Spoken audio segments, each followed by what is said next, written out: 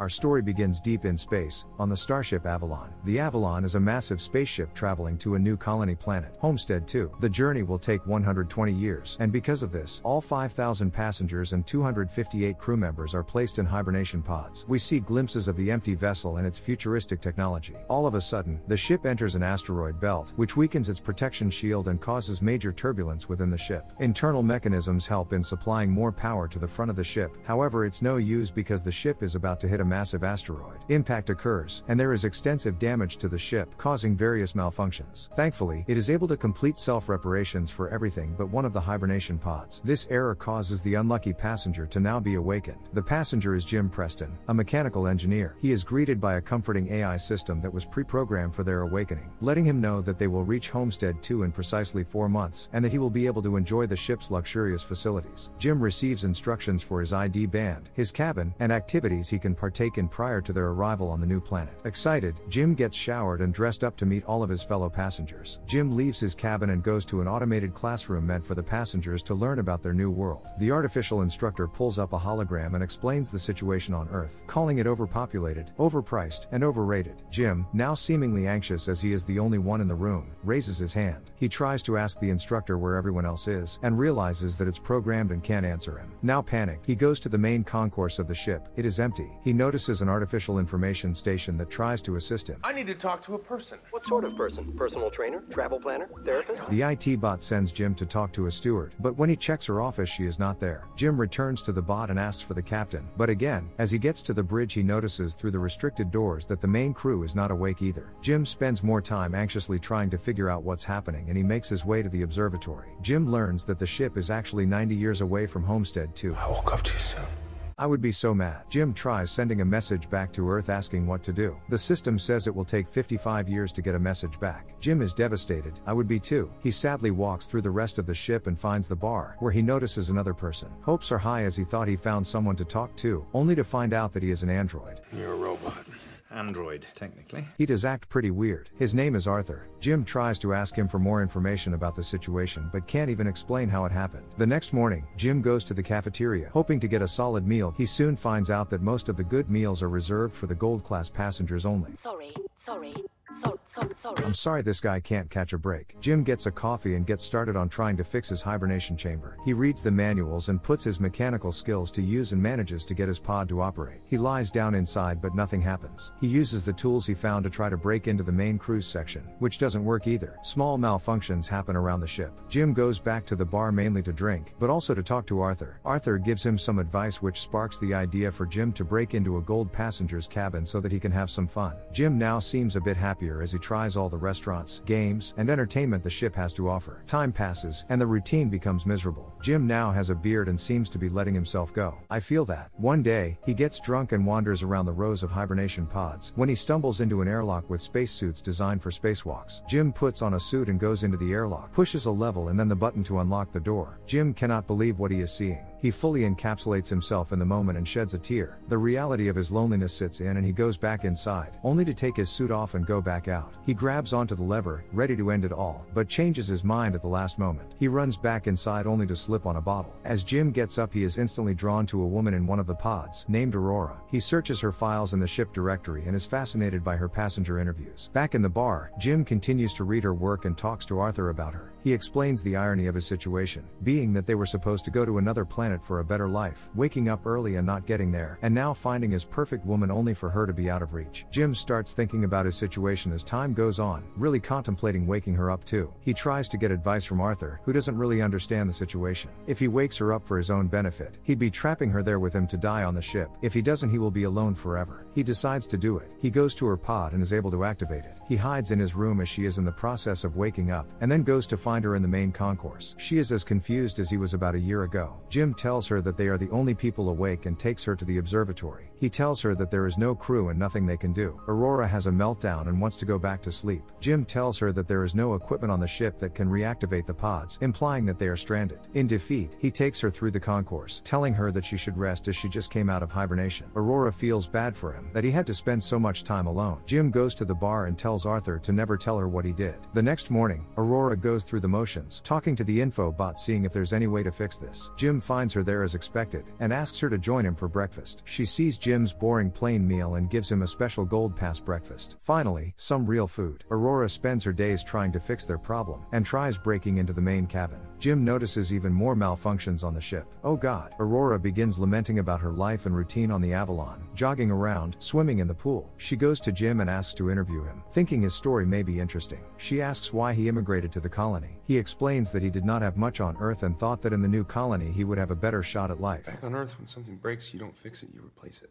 In the colonies, they have problems to solve. They're my kind of problems. Room to grow. They take a walk to the observatory and Aurora opens up about her reasons. She shares that, unlike the others, she has a round-trip ticket. Her plan was to go to Homestead 2, live there for a year and come back to Earth and become the first reporter to do so. She is over trying to figure out a way to fix their situation, and Jim tries to cheer her up. He takes her dancing, to the movies, and to play basketball. Lastly, he takes her to meet Arthur. She is happy until she remembers, and leaves them. Jim feels bad and builds a gift for her. It is a miniature Chrysler building to remind her of home. Very sweet. She sees this, feeling a bit of joy, and decides to give this life another chance. Some time later they go on a date, going to dinner and sharing stories about their lives. After dinner, Jim takes Aurora to the airlock where they get into the suits. They go out onto the spacewalk together, and Jim feels happy as he finally has someone to share the experience with. Jim switches off the magnets and they float in space. They come back inside and immediately kiss, go back to his cabin and sleep together. They begin living like a real couple. They move in together, and begin doing everything together. Time passes and it is Aurora's birthday. They go to one of the amazing restaurants on the ship and then the bar. Jim goes to the bathroom and prepares the ring that he made for her. Is he going to propose? Aurora is at the bar talking to Arthur, but he is not the same. Arthur tells her that Jim woke her up intentionally, unaware that it was supposed to be a secret. Jim comes back, and she is in absolute disbelief. How could Jim do this to her? Jim goes back to his cabin and sees all of her things are gone. The next day, he sees her in the cafeteria. When he tries to speak to her, she leaves. Because she keeps avoiding him, Jim tries talking to her through the intercom. He tries to justify his actions saying that he fell in love with her, but she doesn't care. She cannot forgive him for taking her life. Aurora, I don't want to lose you.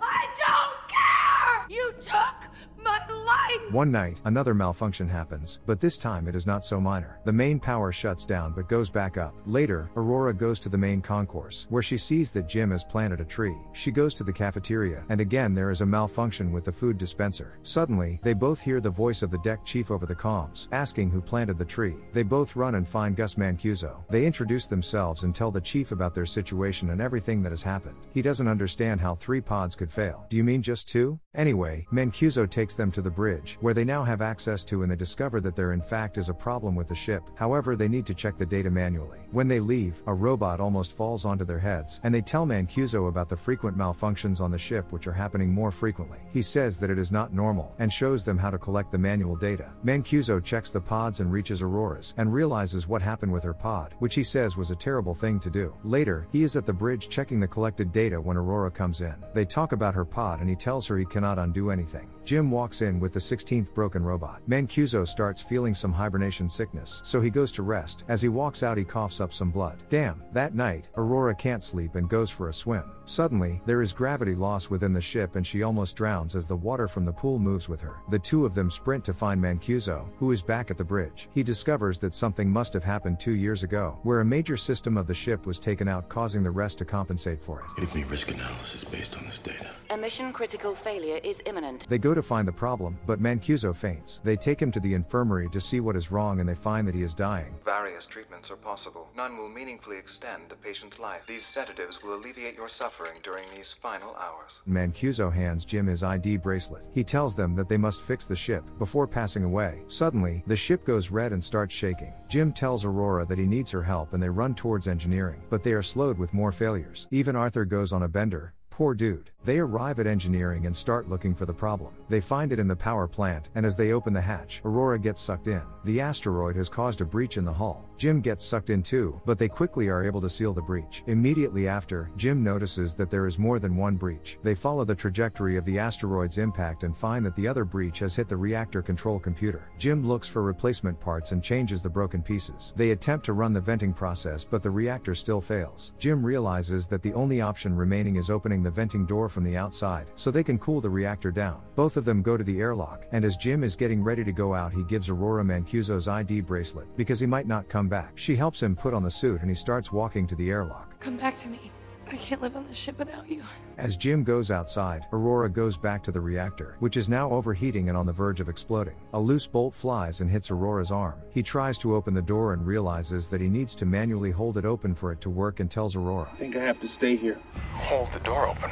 She does not like this, but he realizes it's their only way, and proceeds. He tells her to open the vent, but she cannot. She does not want him to die and they argue. He tells her that they have to save the other people and she vents the reactor. The process is successful, but the pressure from the reactor pushed Jim so far away that his tether broke. His suit is compromised, and she rushes to get another suit and bring him it. He makes his amends and apologizes to her for everything he has done and for hurting her. She goes outside to get him, but her tether is too short. She gets close but is pulled back. She notices and pulls onto his broken tether and pulls him in. Aurora drags an unconscious Jim to the infirmary only to find out that he is dead. She panics and uses Mancuso's bracelet to override the medical protocols to revive him. The medical pod goes to work and luckily is able to revive Jim. Aurora forgives him. Later, Aurora fixes Arthur up and they give Mancuso a proper space burial. Jim takes Aurora to the infirmary where he shows her that he figured out how to turn the medical pod into a hibernation one and tells her to get in. She decides that she is happy with her life with Jim and does not get in the pod. Jim finally proposes and they are able to live out their lives on the ship. 88 years later, the rest of the crew wakes up and finds the ship in an unexpected state. Aurora leaves back a memoir, retelling the story of the life her and Jim had on the ship. I rate this movie an 83%. I kinda wish I was stuck with them. Thanks for watching. Make sure to subscribe and turn on notifications for more videos like this.